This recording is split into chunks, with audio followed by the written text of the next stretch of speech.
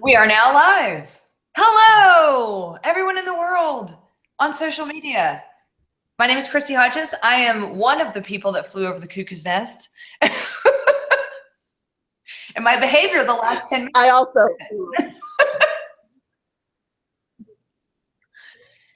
My colleague is. Hi, I'm Kat Atwell. I'm also here flying high over the cuckoo's nest. And we're really happy to have you join us today because we're going to talk about some really cool stuff, as per usual. I mean, let's be honest.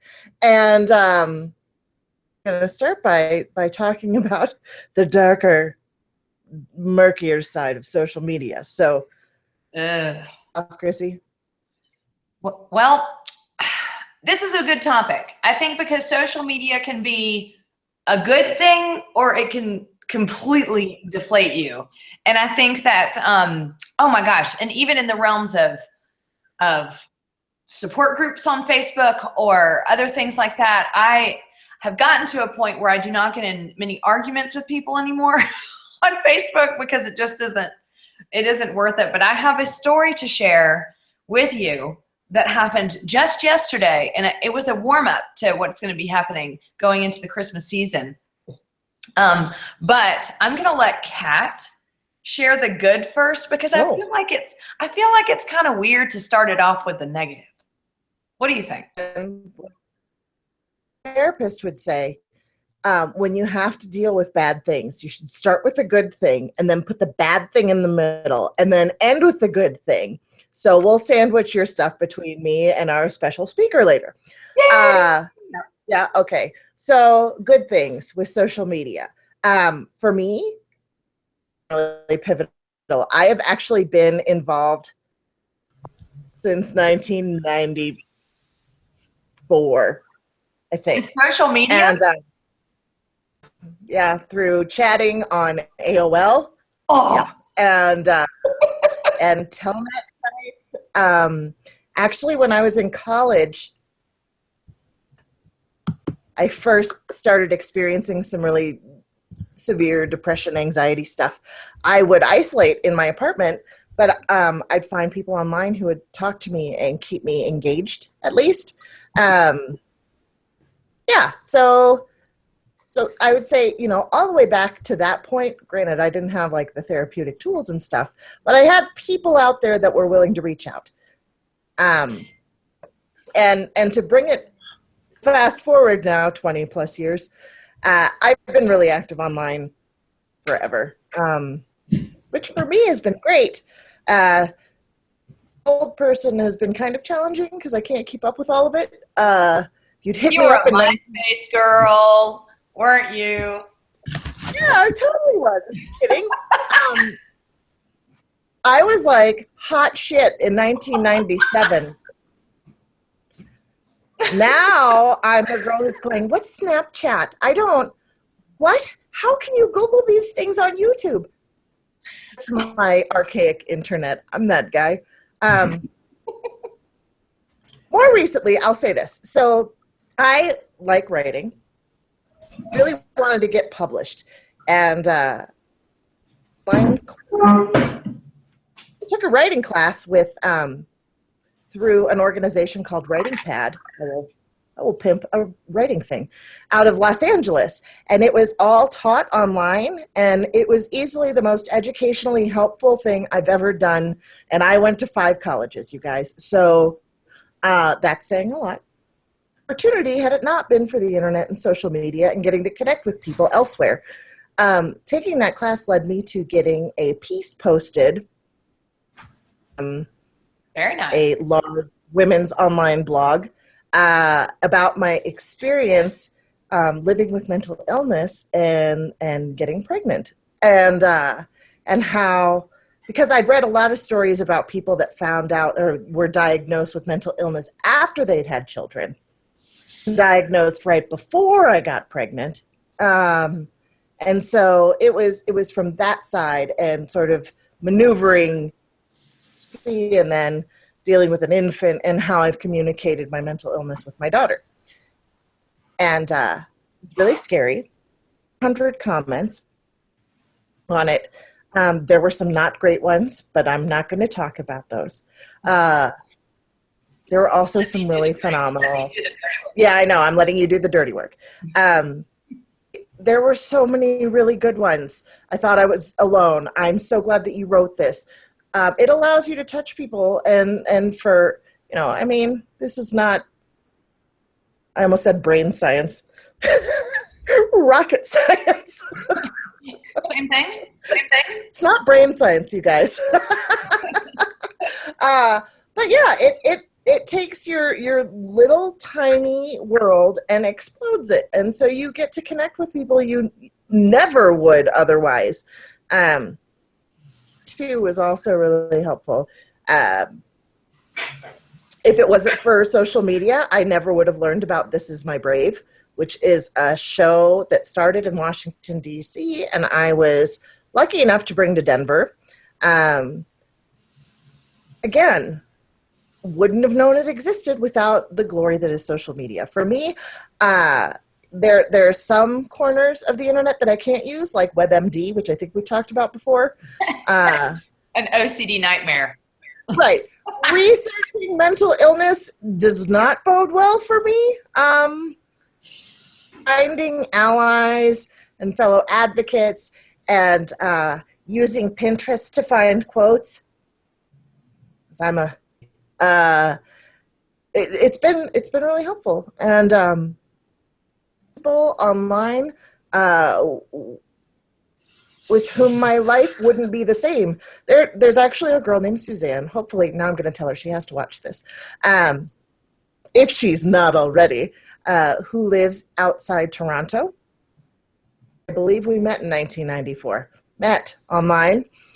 We have not met in person, and always been there for me, and we've carried each other through, to what it is today.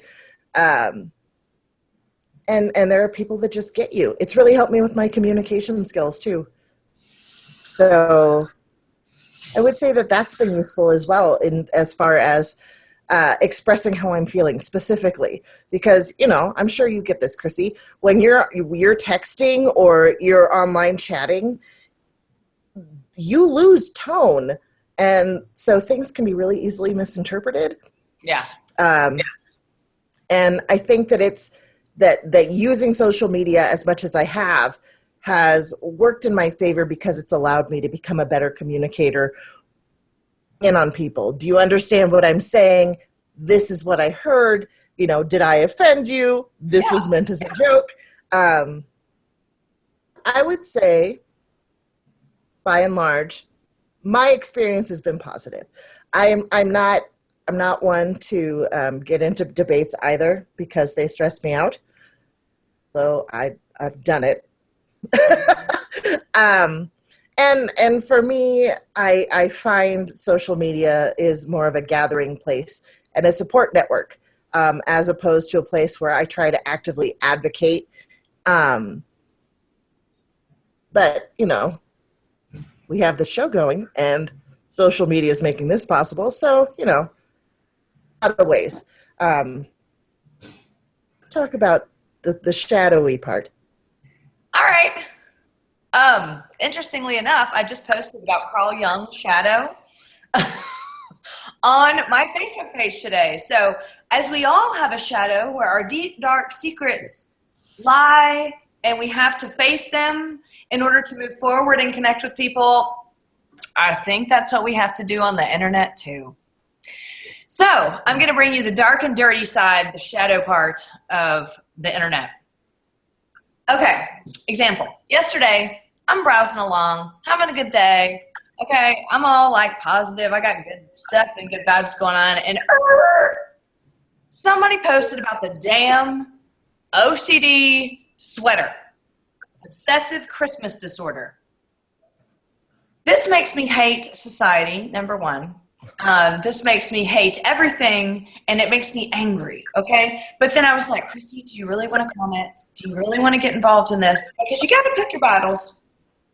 And I thought to myself, yes, I do, because my friend, Catherine, was in this back and forth with this guy, okay?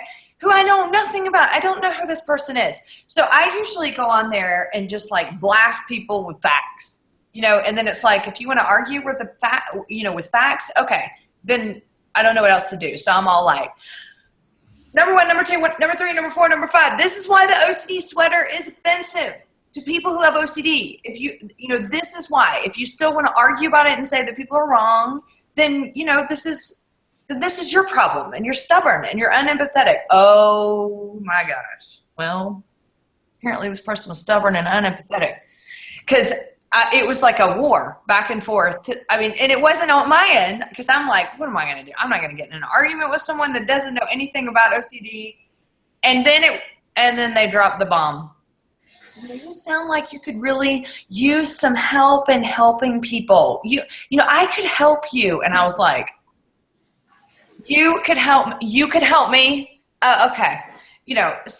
So yes, my ego got involved a little bit, but, at that point I was like, no, thanks. And, whatever. And then I just said something like, blah, blah, blah, like trying to exit the conversation. And then like, I got the 5 messages saying something like, no, you're the one that jumped to conclusions. So this is the dark side of it. It's, you're being too PC. Remember, this was our conversation last time, Kat. Like, you're being too PC. You are easily offended. This society is made up of a bunch of pussies. And I'm sitting here like, how is it made up with those kind of people when, like, OCD almost killed me? I'm sorry. I almost died from it. So, I have a right to be pissed off about an obsessive Christmas sweater disorder, And so I was like, okay, Sean David was probably like, put the phone down. Stop. We got a dinner to go to. Put the phone down. And so I'm like, all right. So I just ended it like, I even think I said peace out. And I thought, Chrissy, you sound like a moron. But it's like the only thing I've learned from social media that you can just say and then you're done. Like, peace out. I'm not a peace out person. I don't say that. I've never said that. But I did. And then I got out of the conversation. And then I woke up today and I went on his page, and I don't know who this person is. And it turns out he argues with everybody and tells everybody that they're too PC and everybody this. And I thought, I wasted a lot amount of energy on this guy. And he was a millennial. No offense, millennials. No offense, Rudy. I think you're a millennial. Anyway, on that note, before we bring Rudy in, that's the dark side. And that's something, and we'll get into more, but I want to make sure that he comes on and has enough time. That's my experience in it. However, these they don't happen very often anymore, unless it's about OCD and people are trivializing OCD. I will not sit back on that, ever. But I try to be diplomatic, and then people say that they think they should message me and help me. Okay. Before we bring in Rudy, who is going to be our expert guest today on social media, and he is like this incredible, like, mental health advocate networker. I've never even seen him in person, and I feel like I know him. But before that, we're going to tell you that this program is going to, I was not doing a gun motion. I was doing a point motion. This program is going to talk about these kind of issues that can help. Hopefully they don't hurt, but they can educate people and break down the stigma and walk away with tools on what to do with social media if you are feeling stressed out and annoyed, or if you're happy or you want to spread joy. What you can do to help fund the show, it is completely listener funded, is go to www.patreon.com, patreon.com/two flew over the cuckoo's nest. And you can pledge $1 per episode up to whatever you would like. And with that, you get, thank you, Kat. I know I should not piece people out. I just got a message on the side. Anyway, If you want to support the show, what you're doing is you're supporting mental health education. We want to hear from you. What topics do you want to hear about? Do you want to come on the show? You know, any of our Patreon pledgers, we want you on here. We want, you know, you to be involved. And one of those people is our guest, Rudy. Woo! Rudy, I know you're there. Are you sure? There you are! Yes! There he is! Woo! I heard you were talking shit about millennials. No! That was Kat. What? Cool. Where are you? Okay. First of all, am I echoing in the background? No. Okay, cool. So I don't have to put on my shitty earbuds then. Okay. I want you to know, Kat and Chrissy, and I should probably talk into this better. I want you to know that I bought a laptop just for this. That's so nice of you. Thank you. Yes. So that's how much I care. You can come on every week. Okay. Thank you. So I'm trying to talk into the little rectangle, and I know I have to talk into the webcam. So let me sort that out. Okay. So we good? You know. Here's. Go on. Go. You are all good. You are looking good. You're sounding good. Hopefully you're feeling good. Well, I'm glad I'm looking good because I had an audio interview just right before this. Like you called me through Google Hangouts as I was wrapping up my last interview. Wow. Yeah, and I was like, I can't just end it because it's being recorded and I don't want to sound like a jerk. So, and then I didn't shave yet. I didn't even brush my teeth or anything. So it's like, oh my God, like this is like my first big video interview and I'm going to look like shit. I'm glad you gave me time. Oh, Good. yeah, Pat and I can just talk through it. It's not like... Yeah. Yep. We can always find something to talk about. I know. I wanted to have a cool background, like maybe some posters or artwork, and I just didn't have enough time. So, but I did unplug my refrigerator just for you as well, so there wouldn't be any running noise. Okay. The upstairs neighbor, they're playing like Jurassic Park on their THX speakers, so I can't help that. Well, Rudy, we need to get to the number one question. How did your audition go for This Is My Brave? I went to the American Foundation for Suicide Prevention walk in Pasadena, California yesterday. Nice. That was like from 8 a.m. to around 12 p.m. But I live in San Pedro, which is probably about a 40-minute drive from Pasadena and like probably like another 40-minute drive to Culver City where the audition was. So I had about 4.5 hours to kill in between when I got from the walk to the audition. And I kind of knew what I wanted to talk about when I was going to do my audition, but I didn't have anything written down. So I went to a pizza place, got like a 18-inch submarine, and I wrote it all down. I wrote it all down on my laptop that I just got, so thankfully I had something to use for it besides talk to you. And I went to the UPS store, printed it out, one sheet of paper for $2, mind you. And yes, and then I had like another 2 hours to go over in my head.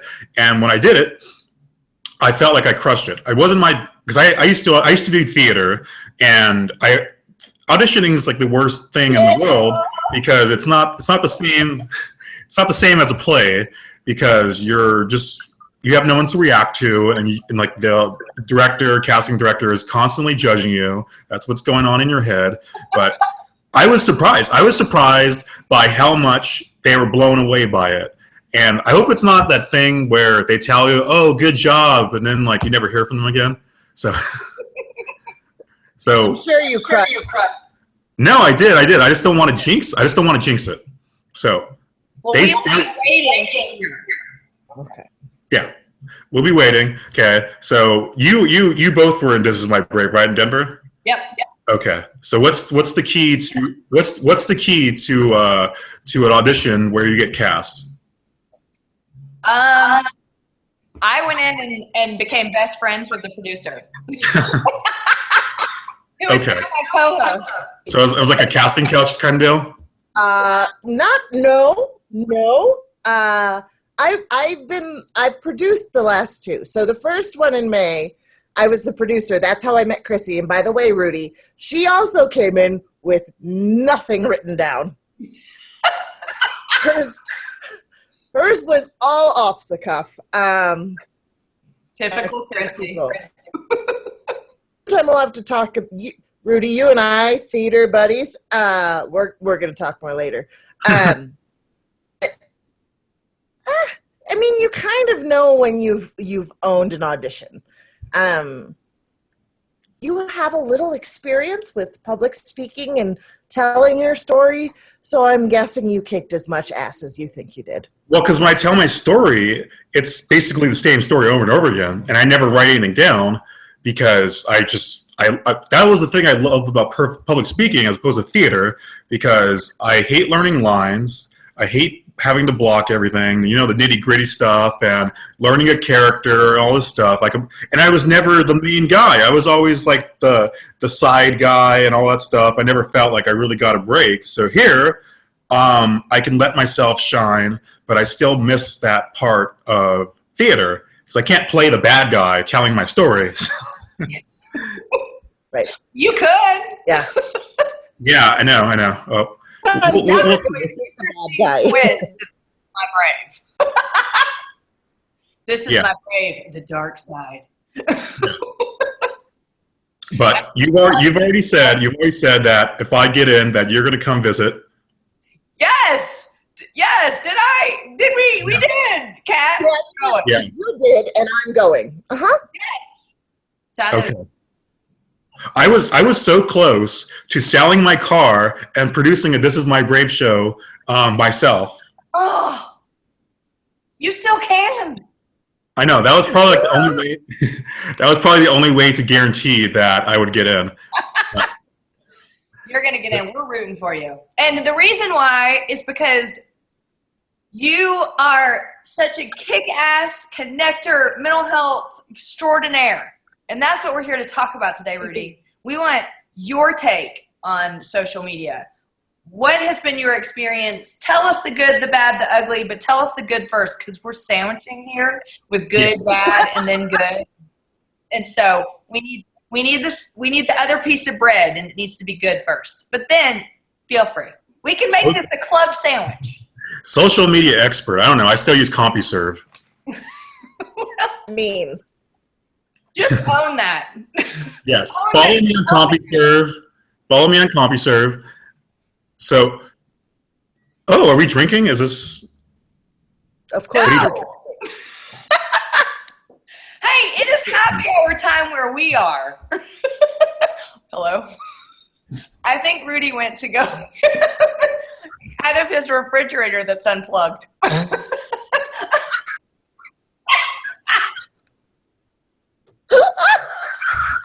The good and the bad about social media. Let's continue. Cheers. You win. So this will be my background. That's the background that we like. My cheap $2 Chuck from Trader Joe's. Listen, you're better than me. I have a box in the background. Yeah. Okay. So let's talk Facebook and depression. Let's do it. Okay, I'm bad at starting off, so give me a prompt. Okay, so in your experience, Rudy, what I've seen from you is that you really had this way of connecting with people who are good for your cause, and also seeking out people who are also part of your cause. So, tell us a little bit about what has motivated you to kind of be that connector for mental health and to become an advocate yourself when it comes to social media. I just like to collect people. I'm going to add to that too. I think something that I could learn from you actually is how you network through social media, because you seem to have that You'll have to pay me for that, and I don't get a bed for less than $5,000. We could contract with him. Yeah, We need more Patreon donators. I know. I'm contributing to you. I know. I know. They took $20 out of my account the other day, and I was like, this better be good. Help us recruit people for Patreon so we can hire you. Yes. Well, I told you, you'll get a lot of money if you start doing Justin Bieber cover songs. Listen, the truth is I probably would if I had enough box wine. Yes. And then Okay. Sean David would leave me. So contribute $50 or more to buy Chrissy more box wine. Okay. All right. What is going to be the limit that we meet that I sing a Justin Bieber song? I think I do $10, but it's like per episode. So if you just do like 30 episodes, like one a day, that'll just pay for your whole addiction. So Hold on. Rudy, go ahead and start talking while she's running around. it's captivating right now. I will also use my glitter microphone. Okay, as opposed to my wine bottle microphone. Is this more amplification? That would probably be a better option for me if I'm singing Justin Bieber. Let's talk about depression and mental illness. Oh my God. Okay, let's do it. So, am I really that good at social media? Yes. Kat, what do you Yes, There was absolutely. Own it, Rudy. There was a time, probably up until a year and a half ago, where I only had like 100 friends on Facebook, and they were all people I went to high school with or my family. And you ever go back to your old posts, like on this day feature, and like nobody cared, and you sucked at Facebook, and you were just posting like you're just posting your scores to your game or where you checked in. No one cares. So, and what happened was, first, I started talking about my own story of bipolar and my time in the Army. And you don't have to put the serious face on, Chrissy. So, yeah. And so I was doing your support face on? So I was doing it in a private Facebook group. I was doing it in a private Facebook group, and it was a great community. There were so many people. And like, I remember at first, anyone who was talking about mental illness publicly, I wanted to just grasp to them, because like no one else, I couldn't find anyone else in my community. None of my friends wanted to talk about it. They would just say, snap out of it. People have it worse than you. So I wanted to I wanted to belong to this community. And before, I was just like super like into people liking, wanting to be liked by everyone, not wanting to rock the boat, and just so obsessed with being a part of this and being a leader. And so I did that for a while, and then I got kicked out of the group. So I got kicked out. Yeah. I was the moderator for a group of 17,000 people, and I got kicked out because it was there was just so much drama, and I'm glad I got out of it, because it was a blessing in disguise, because I started sharing my mental health stories on my personal page, because I still wanted to talk about it, and I made all these connections and friends through the group, and so I wanted to hold on to that. So I went from just doing stupid, silly posts that no one liked, and I had someone tell me that no one wants to talk about mental health on Facebook. Everyone wants to just share cat videos and stuff like that. But that was what it was like with just my friends and family. And I belonged to this community, and from immediately, people started to comment, started to like. I've had some posts where it's just like over 100 comments. I had one post, and I was just looking at it yesterday. It has over 5,100 shares, and So this is big. I've dealt with self-esteem issues my entire life. I still struggle because I still feel jealousy for people that I perceive as a higher level than me. So now with social media, especially with Facebook, I still kind of suck at Instagram and Snapchat. Actually, someone complimented me on my Instagram today, and I was like, "Are you serious?" It's like, okay, but Facebook, I love Facebook. Inject it into my vein. I love Facebook. So I share. The more I share, the better I cope, the more people comment. Whenever I make a post that isn't about mental health, it gets significantly less engagement, way less comments, way less likes. I think I'm a funny guy. I think I have more to offer than just talking about mental health, but that's the way it is. So many people gravitate towards that. I feel like people like 10, 20 people always unfollow me whenever I make a post that isn't about mental health. It's like, oh, I only followed him for like just depression stuff. So, but I'm committed. I found you. I know. You know, I didn't even know anything about your story before I friended you. And apparently, and I'm sweating bullets, apparently we've been friends on Facebook for over a year now. Yeah. That blew my mind. Because I saw your video on the Mighties, the Facebook Live.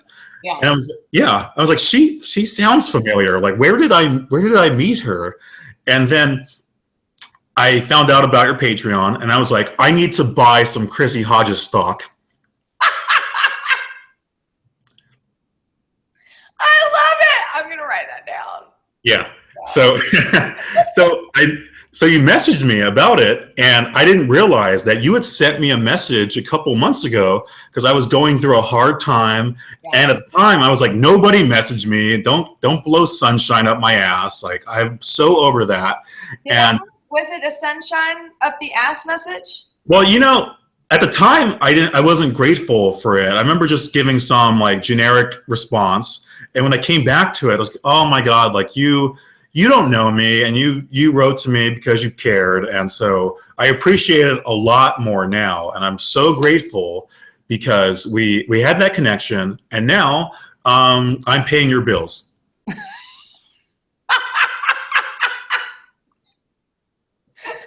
Yeah, that's how it normally goes.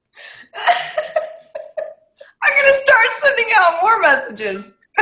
Did you get the letter I sent you back after? Yes, Kat and I both read it. We loved it.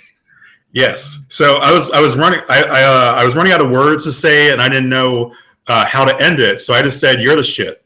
You are the shit. It's still in my purse, actually. I've been carrying it around ever since I got it. Yes. So handwritten letters that often.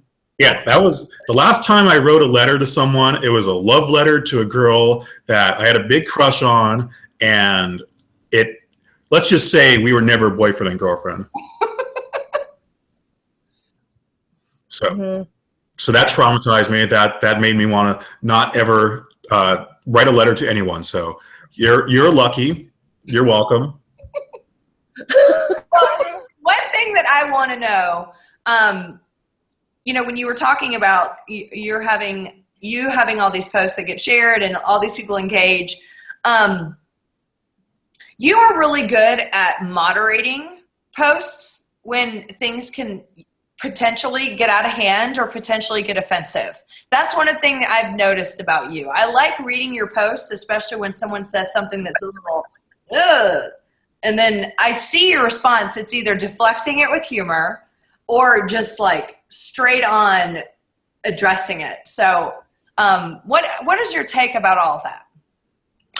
Up until recently, especially with the anti-psychiatry community, I was so just get out of my feed. Like, don't even bother. You're this and that. I don't want you anywhere near me. And I've learned, especially when I could talk to someone face to face, and I've done this several times with people from that community, that we agree on more than we disagree. So I'm not converted to anti-psychiatry, but I can understand where you're coming from. And it's not just like you're evil and you're a piece of shit. So Now I'm more diplomatic. I don't just tell people to go fuck off. And the thing is, the more you comment, you reply to people's comments on a post, the more it gets boosted into the algorithm. And so I've had posts where people who would never comment, people who would never like it, do so because it keeps getting boosted to the top of the feed. Wow. Hello? Yes. Oh, it just got dark for a minute. Did y'all see that? It transitions, that's why. Oh, okay. I got scared. Yes. Cat? I know. The anti-psychiatry. Cat? Yeah. I'm here. Okay. Actually, real quick, Rudy, explain the anti-psychiatry people. Is that like people that don't subscribe to taking meds? Is that what you mean? Yeah, I mean, some are completely, let's bring the whole system down. Let's burn all the DSMs. Let's end psychology. Let's end hospitals. Let's end psychiatry and meds. But the people I can talk to reasonably are the ones where like, we don't believe in meds, but if you want to take them, that's fine. Okay, we can give you a rationale of why we're against that, but we're not trying to stop anyone from doing what works for them. Sorry. Yes. Did you get that? Yes, I was pouring another glass of box wine. Good. Don't you hate meds? Me? Yeah. Nope. What about you? I go down with meds. Yeah. You know, I often say that the people who hate meds the most are the people who swear by them. I think I fall in that category. Yeah, no, I mean, I've had so many horrible side effects. I've had times where I just felt like giving up, even going off my meds. But now I know I have to be on something, and that's okay. And I don't mind sharing that because I talk about meds on my Facebook profile, and I know there's going to be a lot of people who are totally against that and will try to give me advice, try to tell me do this and that, which you know that you've heard it all. Let's try this, so on and so forth. And it sounds like bullshit. But now I'm nicer. I'm 20% nicer. Well, I think that for me, it's just I hate the meds until I go off them, and then I think, how many times are we going to go through this, Chrissy? You're just better on them. I mean, the truth is, I can maintain without meds. I can. I've done it for a long time. I've done it many times before, but I am just better on meds. I'm less edgy. I don't obsess as much. I am just overall more happy, but at the same time, there's just, God, and I'm owning it. Like, I'm almost 40 years old, and I'm owning it, that I just still want to believe that I'm intelligent enough to control my illness. And I know that's not the case, and that is not what I help people with, but I just do it. And, you know, I just had to go, I just had to be like, alarm set, take your meds, a fucking week ago, because I started to crash and burn. And it was just like, So yeah, I hate them, but they make Chrissy, you know, worthy of Chrissy stock. Yes. Okay. So let's try to do an interview where we're both off our meds and see if an interview with both off my meds, I would be like this. So I'm going to ask you a question, but I really want to know what you think about the question, and if you're mad at me about the question. Will you tell me later if it offended you? And I'm going to worry that it offended you. So I'm going to ask you anyway, but I'm going to ask you like this. So Rudy, what do you think about meds? Please don't hate me. Is this you off meds, Chrissy, or is this Yeah. Okay. So do you want me to answer? No. Yes. No. Is that me off meds, Kat? Yeah, you worry a heck of a lot more about everybody else's opinion. And yes, it is. Mm-hmm. And even if you fake it, throughout the conversation, you will then call later. Okay, this happened and I kept myself together, but this is really what I was thinking the whole time. So, yeah. And by the way, can you give me reassurance? Can you validate me that I didn't make everybody mad? Do people still like me? It's awful. You know, keep drinking wine. Yes, ma'am. So You doing all right over there, Rudy? I am sweating bullets, and I'm just trying to, I want to look good for this interview. I don't want people to think I'm that sweaty guy. Sweaty. Sweating? Can I put them up on the camera? Probably not. Question for you about social media. For steering the conversation. Right, let me bring it back. So is your Facebook public? Yes, everything is public, and I rarely delete posts. Okay, has it always been? No, when I first started, it was private to the max, and okay, so now. Why did you decide to come out and be public on your Facebook? Because I'm still locked down.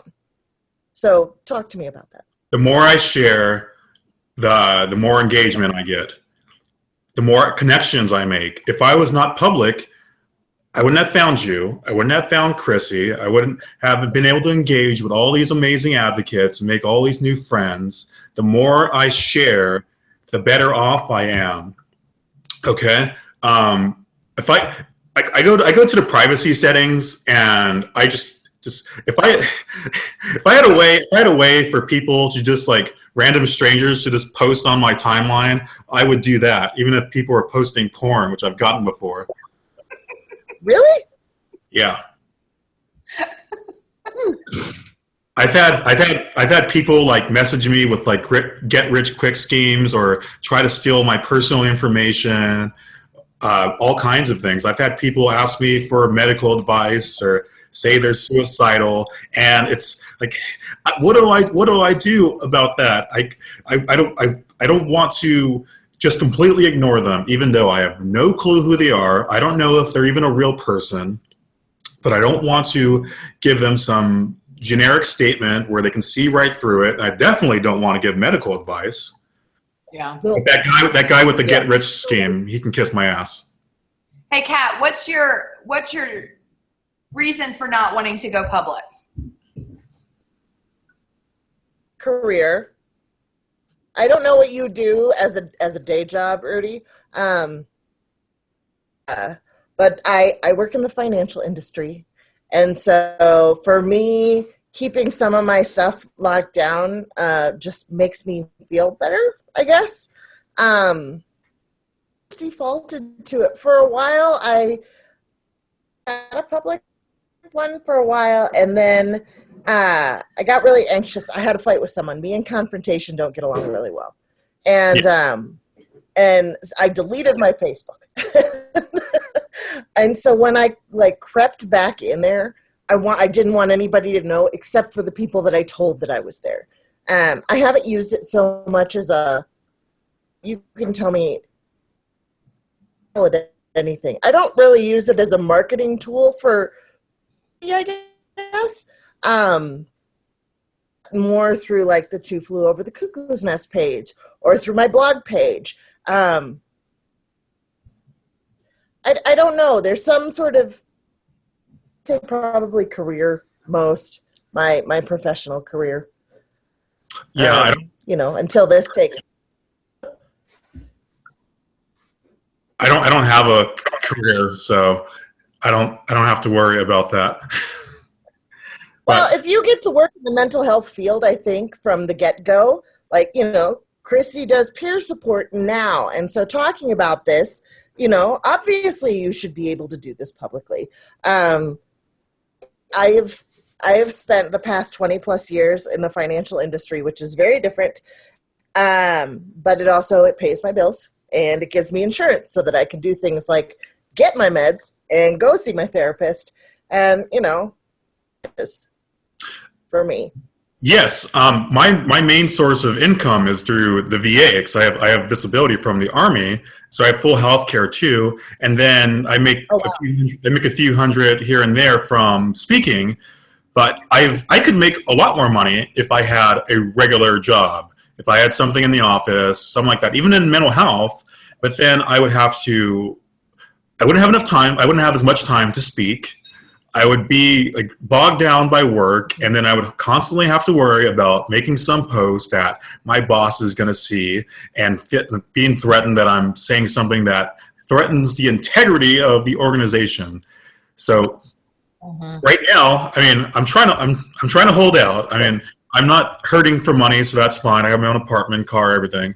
But my real goal right now is to just start making more money with speaking, and I can only do that by being available whenever someone wants to hire me.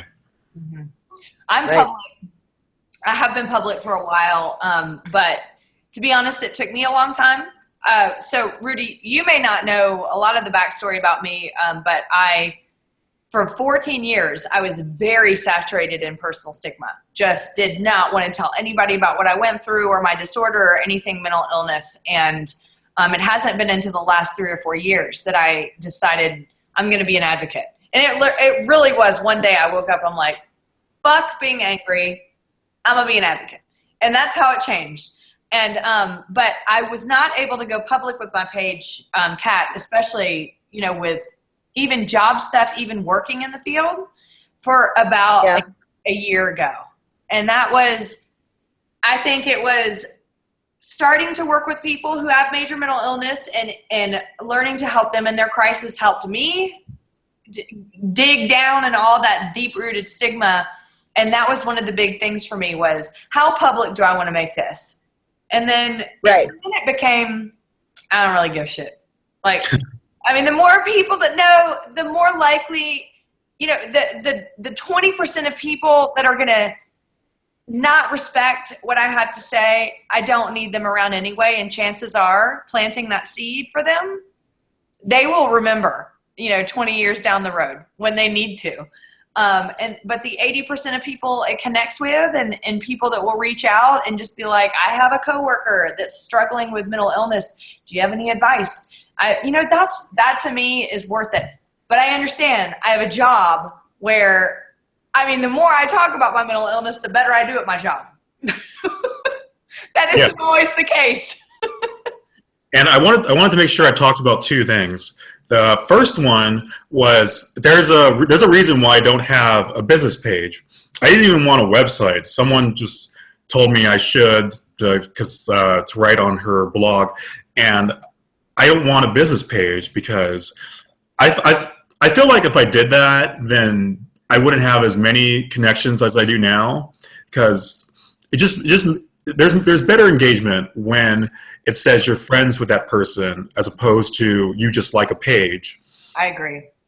Yeah, I'm not rolling it out. I'm not rolling it out in ever, but I like right now a personal page because I want people to feel like they can be my friend. I never want to be on this ivory tower and talk, because I know some people. You may follow pages, public figures, where they never reply to comments, and Right. Yeah. I don't want to be like that. I want to reply to every single comment, and that can get overwhelming. That is, I remember when I was first coming out about my illness, and people would comment. You get that little red number, and it would say like 2 or 3, and I just keep hitting refresh, and feeling like, oh, it's come on. And now it's just, it gets overwhelming. When I don't, I still have posts where no one likes it, and I always feel like, oh, what did I do wrong? And I'll never do that again. So I try to experiment. I try to see what is something I can do that I haven't done before that may or may not work. If it doesn't work, who cares? No one probably saw it anyway. And so that's why I have a personal page, and I try to accept all friend requests. And I want to hear from you and Kat. What do you think of people you don't know sending you friend requests? Oh, this is interesting. Kat and I actually were texting about that this morning. This morning, yeah. Okay, so my strategy is this. You know, I get a lot of friend requests just because of mental health stuff. I always check to see who they're friends with. So if we have mutual friends, I will more than likely friend them depending on who they are. So like, oh my God, Rudy, today Kat and I both got a request from someone who was already friends with you. And Right. then a couple other different advocates. And so I accepted the friend request. If it's someone and they have if it's no mutual friends, I just won't respond at all. So they stay in that little, you know, whatever it is. I mean, there's like a running tab of people who friend you. Yeah, And then if I find that they're responding to my text or to my post, then I will friend them because they're actually interested in mental health stuff. So for me, if they're not friends with anybody that I don't know, I won't accept it. And that's just, I've done that before, and then all of a sudden I get all these freaking, you know, bulk texts about sunglasses. Yes. Kat, what about you? I hear about women where like they get all these messages from these creepy guys, like thinking that you'll be their online girlfriend. Like if they can just. We don't get a lot of that because we're openly mentally ill. You'd be surprised, and like I don't get any of that. So They're not going to willingly court someone who is admitting to being psycho. yeah, I know. I guess there's guys that are into that kind of thing. Like just. However, gentlemen, Sign me up. good side. Yeah. Buy her the obsessive Christmas disorder shirt and send it. No! I'm going to buy one and I am going to cut it up right here on camera. And I'm going to have like ketchup everywhere, like it's bleeding and it's a massacre. I'll drink my wine, Kat. That's nice. This is not Behind right now, right? Right. My daughter was like, "Mom, you've got kale in your teeth." So thanks for telling me, guys.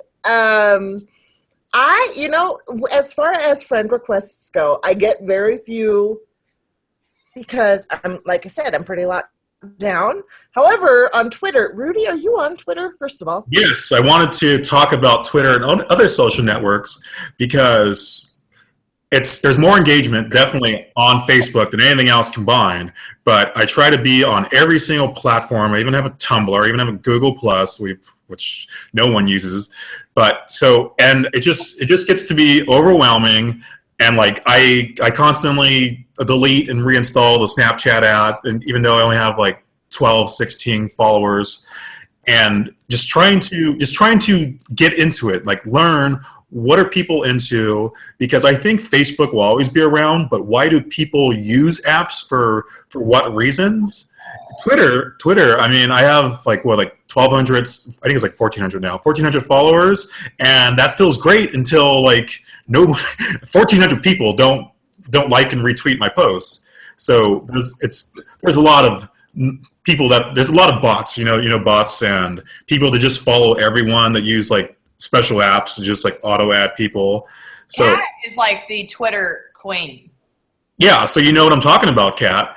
And so having 1,400 followers on Twitter is not the same as having 1,400 friends and followers on Facebook.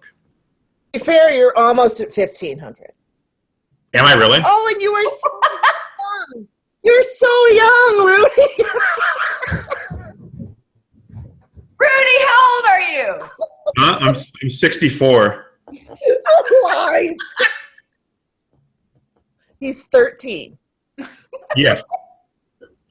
You know, I was dating older women when I was 21, and best compliment I've ever had in my life was that she said, "Rudy, sometimes it's like you're 12, other times it's like you're 21, and other times you're 60."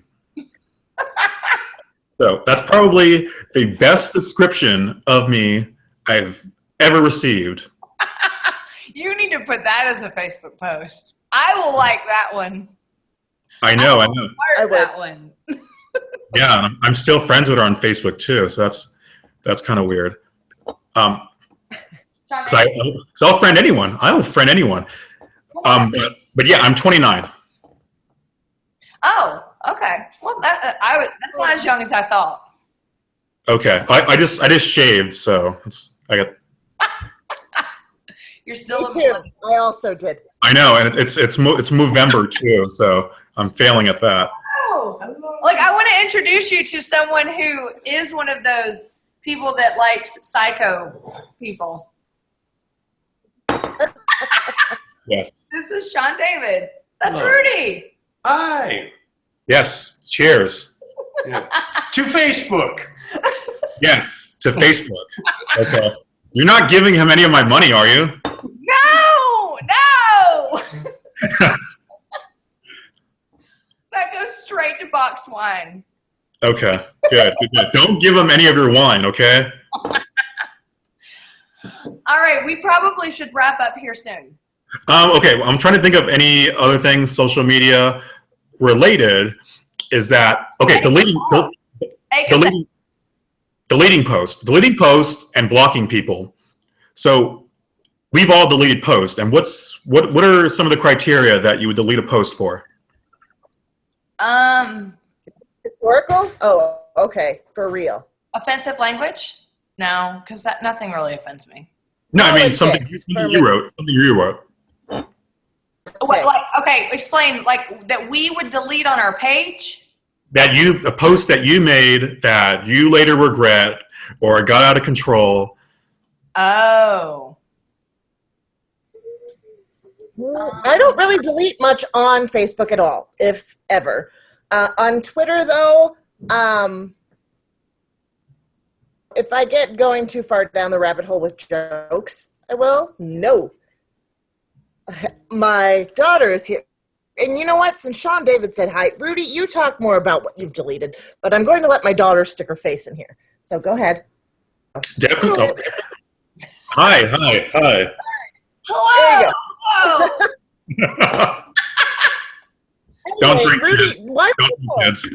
people without hesitation? If I've had a conflict and I think they're going to pop in, times like, I'll talk about the picture of my daughter and all of a sudden, why haven't you talked to me? Those people I can block without blinking. So Chrissy can probably speak better on this. Have people blocked you? Have people blocked my posts? Blocked you as the whole account. You can't see them; they can't see you. Yes. No. Yes. I have been blocked by people, but these were just bitches. No, I have, I've had conflict with people and they have blocked me. Oh shit. I actually just had a conflict with someone recently and they blocked me. And I think that, okay, I'm just going to be honest. If I can just be really honest here, anytime I've ever been blocked, it's by people that I expected to be blocked if I just confronted them as an adult. I don't provoke people. I don't nag people. I'm not bitching. I'm not trying to put people in their place. I'm not trying to teach people things. But typically if I'm approached by people who are manipulative, I can see manipulation from a mile away. I have been trained my whole life. And so anyone who has ever blocked me has been a notorious manipulator in their life. And mainly because I call people out on it. And I'm not being like one of those people like, I'll call you out. Like, I hate that. But what it is if I feel like someone's trying to manipulate me, I will say, you are trying to manipulate me. I see what's going on. I am not going to deal with this. And then they're like, fuck you, brr! And then the fire blows up and then they block me. Yeah. And I rarely block people, and it's usually it's if I don't know them at all and they're just messaging me like I had someone like she would keep trying to video call me and I have no clue who she was. I was friends with her and I try not to do that. I try to de-escalate things because I've had people block me, especially early on where I was young and dumb and like didn't know like the ethics and all that stuff. Not the ethics, but the etiquette. The etiquette of online communication. And I would take that so personally. It's like, what did I do wrong? Because you block someone because they're a bad person. No, people block people because they're being childish. Yeah. No, that's not true. I've blocked some people, and because it was dangerous. I mean, okay, I take that back. I have blocked people before when I have felt threatened and I feel like this is unhealthy and out of control. However, when you get blocked, and Rudy, just from talking to you and following you, like if you're getting blocked for something, it's not because you're confrontational or not because you're threatening. It's because people are just assholes. Like, and they want to like make some statement, oh, I'm going to block you. I think there's a big difference between being a threat to someone and being manipulative. Absolutely. There isn't much in between. It's either threatening or manipulative. Yes. No. And some people that have blocked me I've reconciled with them. And so I always love that. I always love when I can when I have that case scenario where there was a big rift and like not even saying I'm going to block you, just straight out blocked. And we were able to reconcile. I love that because I try to do everything I can without blocking someone outright. I'll unfollow them. I'll even block them from sending me Facebook messages, but still be friends with them. Right. And I'll try to de-escalate because I've had people that just blocked me just without telling me. And it made me feel like I was just like an awful person. Like, because why would you block me unless I just did something awful? And so now I try not to do that at all unless you're trying to steal my personal information. Or you post porn on my feed. Well, Rudy, we have to wrap up. But I don't want to end with porn. Like that's oh no, we won't. Well, I think Kat and I will. We want you to take us out with. Not that we're, okay. We want you to take us out with. Why should people pledge to the show? Now, this is not in a way of like bring me your money, but what makes you? What drove you to want to promote this kind of advocacy for mental health, and what is the benefit of it? Well, it's if someone is just a rock star and they got all these followers and like it doesn't matter like individually. If I give them $10, they don't care. But you, like I see you as an uppercomer. I see you have the passion. You're taking this seriously. I know some people, they start off, they make all these promises, and then they just burn out, and then you never hear from them again.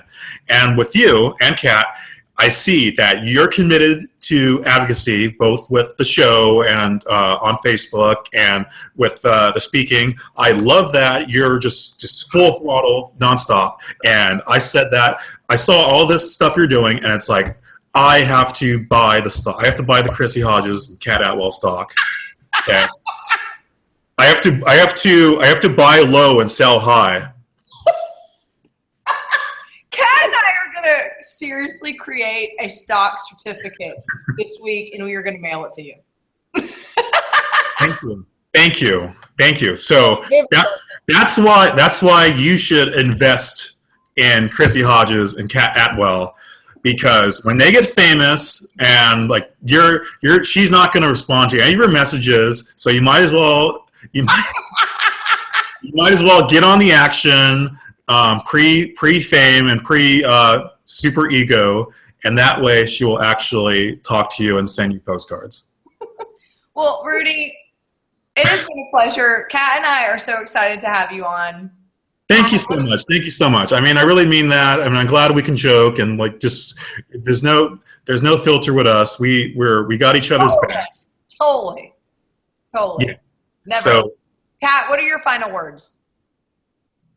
grateful that we have this networking and that the internet exists. Thanks, Al Gore.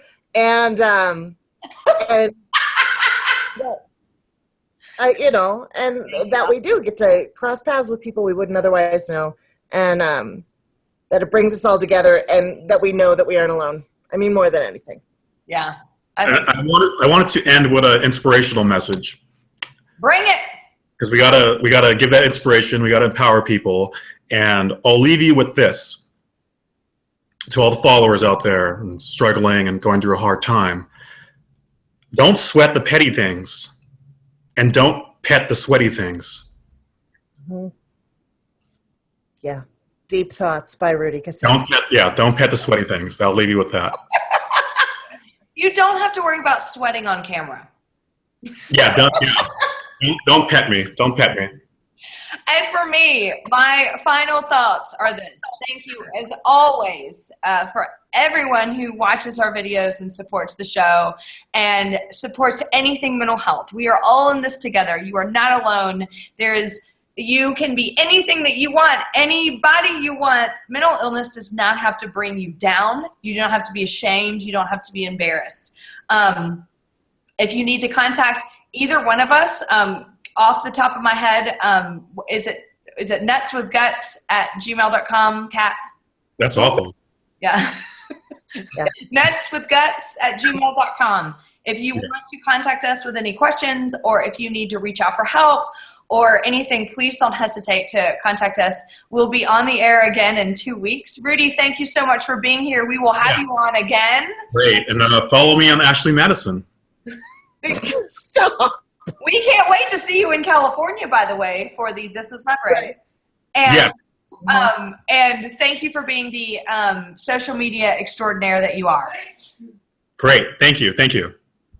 And for everybody that's watching, thank you so much. Mwah. If you want to donate to our wonderful show to keep us going, go to www.patreon.com/2flewoverthecuckoo's We will see you live again in another 2 weeks. Enjoy your time off, and see you soon.